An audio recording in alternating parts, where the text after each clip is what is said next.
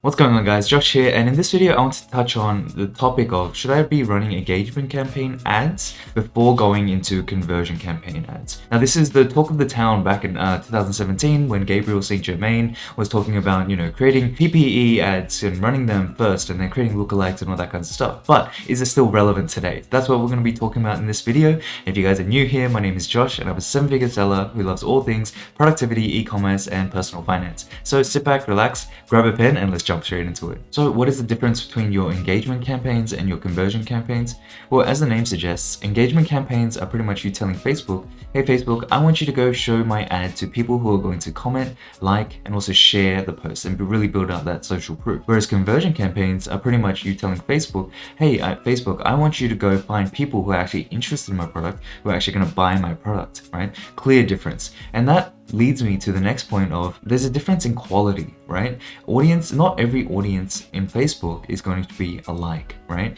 People who are going to engage are not necessarily going to be those that actually buy. So I would actually deem those people who are engaging or people who Facebook shows your post to when you're running engagement campaigns to be a lower quality, because they're going to be like, yeah, it's pretty cool, comment, share, whatever, but they're not going to actually go ahead and convert. Now, the reason why this question is so common is because back in the day when dropshipping was really kind of just on the rise, a lot of people actually advocated, hey, go and do your engagement campaigns first. Then once you've got a lot of social proof on your ads, create a lookalike audience based on those ads, and then run your conversion campaigns based on that lookalike audience. It's a little bit complicated, but a lot of people actually do it, right? Now, if you're doing that in 2021, I wouldn't say it's the best thing to do. Just because, how I mentioned how there's different levels of quality with audiences, those tire kickers as opposed to actual people wanting to buy, right? So I just wanted to really quickly address that. Now, does that mean that engagement campaigns in 2021 have no place and is it just a complete waste of money?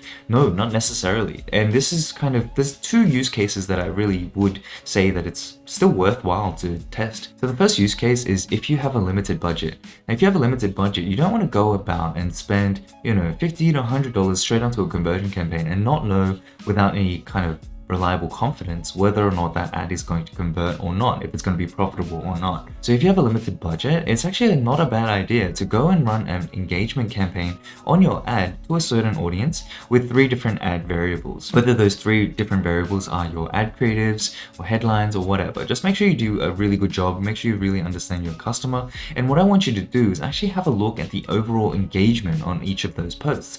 If there's one post that's really outperforming the others, there's a high chance that when you actually run a conversion campaign using that same post, it means that things have just worked. You understand your audience, people understand your message, and they like your product. So there's a higher likelihood of success when you actually run conversion campaigns. This is extremely important, right? If you have a limited budget, because you want to know, while spending the least amount of money possible, which ad is going to yield you the highest, profit possible. Okay, so that's the first situation where I would say that it's still worthwhile to use. So the second scenario where I would actually use engagement campaigns is, let's say for example, I'm scaling, spending thousands of dollars per day. I've got my winning ad sets, my winning audiences, and my winning ads. Let's say for example though, in my business, I've gotten to the point where there's a logistics issue where I don't want to spend any more money, but I'm still running my testing campaigns where I'm testing new creatives, new ads, all that kinds of good stuff. And from that testing campaign, another 5 ads came out and they're winners, like high profit, low CPAs, all that kinds of good stuff. In that situation, what would I do? Should I just turn them off and just let them sit idle until I need them?